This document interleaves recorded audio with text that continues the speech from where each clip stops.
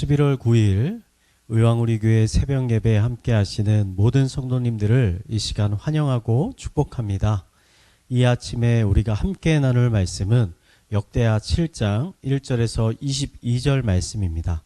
말씀이 좀 길어서 12절에서 22절까지만 우리 함께 읽도록 하겠습니다.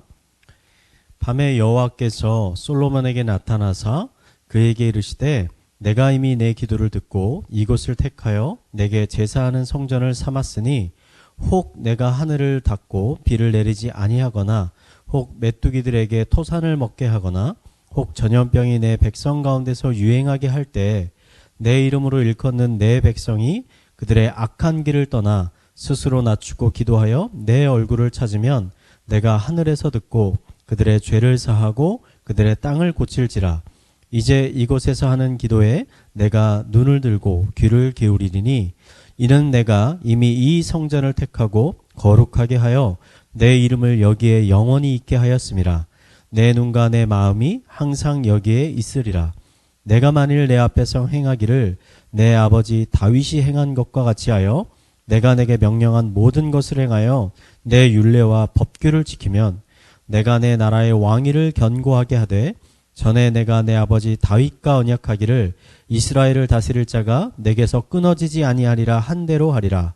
그러나 너희가 만일 돌아서서 내가 너희 앞에 둔 내 율례와 명령을 버리고 가서 다른 신들을 섬겨 그들을 경배하면 내가 너희에게 준 땅에서 그 뿌리를 뽑아내고 내 이름 위하여 거룩하게 한 이 성전을 내 앞에서 버려 모든 민족 중에 속담거리와 이야기거리가 되게 하리니 이 성전이 비록 높을지라도 그리로 지나가는 자마다 놀라 이르되 여호와께서 무슨 까닭으로 이 땅과 이 성전에 이같이 행하였는고 하면 대답하기를 그들이 자기 조상들을 애굽 땅에서 인도하여 내신 자기 하나님 여호와를 버리고 다른 신들에게 붙잡혀서 그것들을 경배하여 섬김으로 여호와께서 이 모든 재앙을 그들에게 내리셨다 하리라 하셨더라.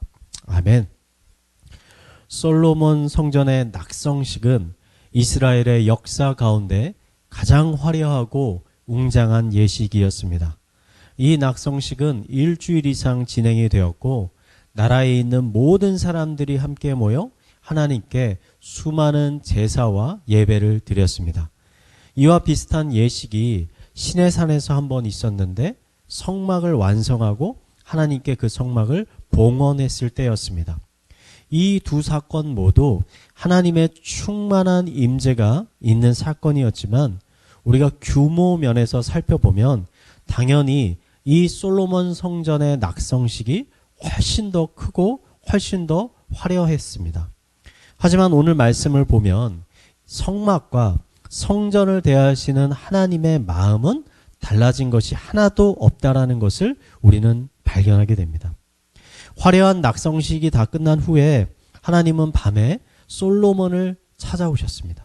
그리고는 자신이 솔로몬의 기도를 들었고 그 기도에 응답하여 주실 것이라고 약속해 주셨습니다. 그리고 앞으로 성막에 임하셨던 것처럼 성전에도 동일하게 충만하게 거하실 것이라고 말씀하셨습니다. 이 말씀을 들은 솔로몬은 아마 이런 생각이 들었을 것 같습니다. 아, 하나님도 내가 지은 이 웅장하고 화려한 성전을 마음에 들어 하시는구나. 내 노력과 내 열심이 헛되지 않았구나. 실제로 이 솔로몬의 성전은 이전에 있던 모세의 성막에 비하면 정말 대단한 건축물이었습니다. 제가 이전에 이 성전에 관한 설교를 준비하면서 이 솔로몬의 성전을 짓는데 얼마만의 비용이 들어갔을까? 제가 한번 찾아서 계산해 본 적이 있습니다. 지금의 돈으로 이것을 환산하면 약 2조가 넘는 재정이 들어갔습니다. 아마 현재 한국에 이런 어마어마한 건축비가 들어가는 건물은 지금 저 잠실에 있는 제2 롯데타워 정도일 것입니다. 솔로몬의 성전은 너무나 화려하고 웅장해서 고대 시대의 가장 위대한 건축물 중 하나로 여겨지기도 하였습니다. 당시 최고로 지혜로웠던 솔로몬은 자신이 가진 모든 지식과 모든 권력과 그리고 재물을 동원해서 당시 지을 수 있는 최고의 건축물을 완성하였습니다. 그 자신도 아마 자신이 지은 성전에 대해서 어느 정도 흡족해했을 것입니다. 하나님의 충만한 임재를 본 솔로몬은 하나님도 이 성전을 자신과 같은 마음으로 흡족해 하신 것이라고 생각했을지도 모릅니다. 그런데 오늘의 말씀을 우리가 계속 읽다 보면 하나님의 마음은 솔로몬의 마음과는 조금 다르다라는 것을 발견하게 됩니다. 하나님은 솔로몬이 지은 이 화려한 성전을 칭찬하시기보다 앞으로 솔로몬과 백성들이 한 마음이 되어서 하나님을 사랑하고 하나님이 주신 그 율법과 말씀에 순종하며 살아가기를 바란다라고 말씀하셨습니다. 만약 이후에 백성들의 마음이 변하여 하나님을 버리고 하나님을 떠난다면 하나님도 결국 이 화려한 성전을 떠나시겠다라고 말씀하셨습니다. 하나님의 이 말씀은요, 모세가 장막을 완성하고 하나님께 봉헌했을 때 하셨던 말씀과 동일한 말씀입니다. 아무리 백성들이 하나님께 진귀한 금은 보화를 드리고 수많은 가축들과 또 수많은 제물들로 하나님께 제사를 드렸을지라도 하나님께서 정말 중요하게 여기셨던 것은 이러한 것들이 아니라 백성들이 하나님을 사랑하고 하나님의 말씀에 순종하는 것이었다는 것입니다. 이것은 출애굽부터 시작해서 지금 솔로몬의 왕국 시대까지, 그리고 구약의 시대의 끝, 더 나아가 우리가 살고 있는 신약의 시대까지 변하지 않는 하나님의 동일한 마음이십니다. 하나님은 웅장한 성전보다는 거룩한 삶을 기뻐하십니다. 많은 헌금보다는 진실한 사랑을 원하고 계시는 것입니다. 부모가 자식에게 바라는 것도 여러분 비슷하지 않을까요? 자식이 부모에게 화려하고 큰 집을 사드리고 그 후로 한 번도 부모님을 찾아뵙지 않는다면, 연락도 하지 않는다면 그 부모의 마음은 어떻겠습니까? 정기적으로 용돈만 보내드리고 명절 외에는 안부 전화 한 번 하지 않는다라면 여러분 그 부모의 마음이 기쁠까요? 약간은 좁은 집에 살아도, 약간은 화려하지 않은 집에 살아도 자식이 자주자주 찾아와서 부모와 친밀한 교제의 시간을 갖는 것이 그 부모에게 정말 기쁨이 되지 않겠습니까? 저는 하나님의 마음이 이러한 부모의 마음과 동일하다라고 생각이 됩니다. 하나님은 화려한 성전에 살고 싶어 하지 않으십니다. 왜냐하면 이미 이 세상 모든 만물이 하나님의 집이요 하나님의 거처이기 때문입니다. 하나님께서 진정 원하시는 것은 건물이 아니라 우리의 진실한 마음이요 우리의 거룩한 삶입니다. 하나님이 솔로몬의 성전을 받으신 것은 그 성전이 화려해서가 아니라 그 성전을 지으려고 했던 하나님을 향한 그 다윗의 순수한 사랑을 아셨기 때문입니다.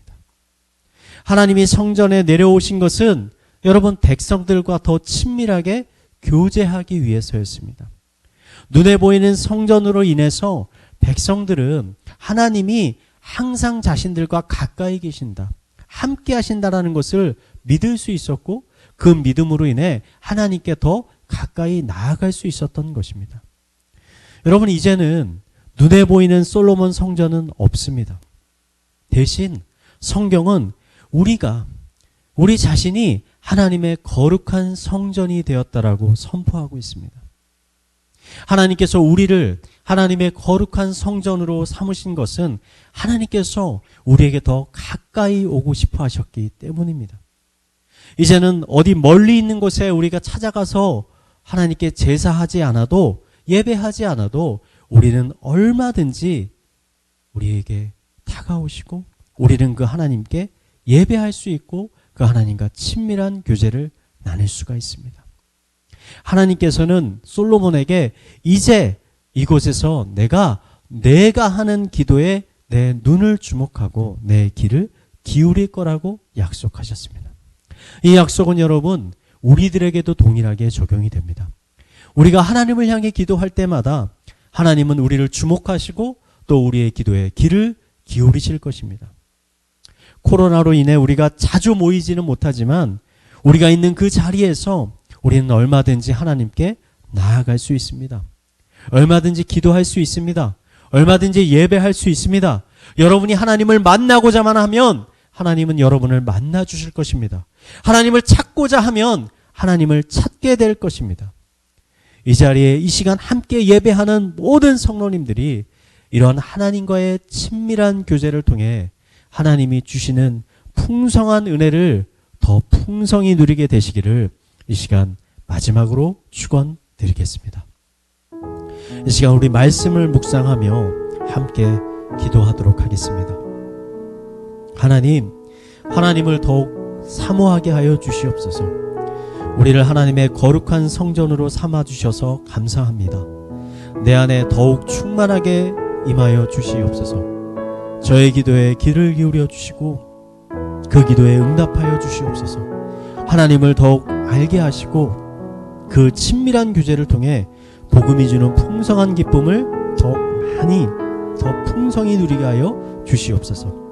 이 기도 제목을 가지고 우리 함께 기도하도록 하겠습니다. 기도하시겠습니다. 하나님 아버지, 이 시간 하나님 앞에 나아갑니다. 솔로몬의 마음을 가지고 다윗의 마음을 가지고 하나님의 성전 앞에 나아갑니다. 하나님께서는 우리가 이제 하나님의 거룩한 성전이라 하셨습니다. 하나님께서는 우리를 찾아오십니다. 우리를 기다리십니다. 우리의 기도에 귀를 기울이시고 우리를 주목하고 계십니다. 아버지, 그 하나님께서 이 시간 우리와 함께 하신다라는 믿음을 가지고 아버지 주님 앞에 나아갈 수 있도록 인도하여 주시옵소서. 금은보화보다 우리의 진실한 사랑과 마음을 하나님께 올려드릴 수 있도록 하여 주시옵소서.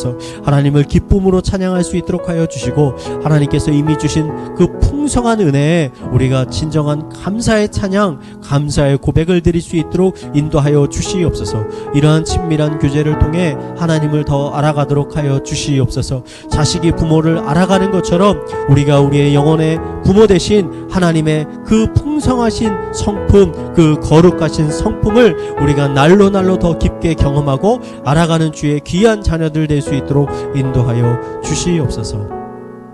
이 시간 교회를 위해서 기도하겠습니다. 교회에서 드려지는 모든 예배를 위해 기도합니다. 작년 예배뿐만 아니라 모든 교육부서 예배 가운데 하나님의 성령이 충만하게 임하게 하여 주시옵소서. 예배에 나온 모든 사람들이 하나님의 임재를 깊게 경험하게 하여 주시옵소서. 예배를 소중히 여기게 하여 주시고 예배를 사랑하게 하여 주소서. 예배가 삶의 중심이 되게 하여 주시고 예배를 통해 한 주를 살아낼 수 있는 힘과 능력을 얻게 하여 주시옵소서. 우리 함께 교회를 위해서 기도하도록 하겠습니다. 사랑과 은혜가 풍성하신 하나님 아버지, 의왕 우리 교회에서 드려지는 모든 예배 가운데 아버지 충만하게 임하여 주시옵소서. 하나님의 거룩한 성령을 충만하게 풍성하게 넘치도록 우리 안에 부어 주시옵소서. 그리하여 예배 가운데 하나님의 살아계심을 아버지 우리가 경험할 수 있도록 하여 주시옵소서. 또 성령을 통해 우리에게 수많은 은혜를 허락하여 주시옵소서.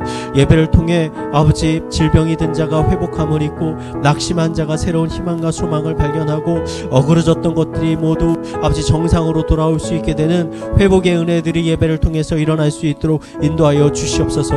우리가 더욱 예배를 사모할 수 있도록 하여 주시옵소서. 하나님이 우리에게 주신 가장 큰 선물은 바로 예배입니다.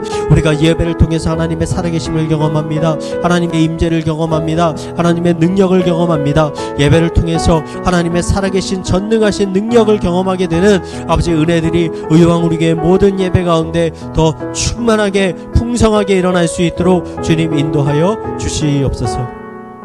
이 시간 마지막으로 나라와 민족과 그리고 개인의 기도 제목을 가지고 기도하도록 하겠습니다. 함께 기도하겠습니다. 하나님 아버지, 이 시간 나라와 민족과 사회와 우리 개인의 가정을 위해서 기도하며 나아갑니다. 아버지, 우리 민족에게 정말 복음이 더 필요합니다. 이때야말로 복음이 더 필요합니다. 사회가 어지럽고 분열되어 있고 상처가 있고 각고의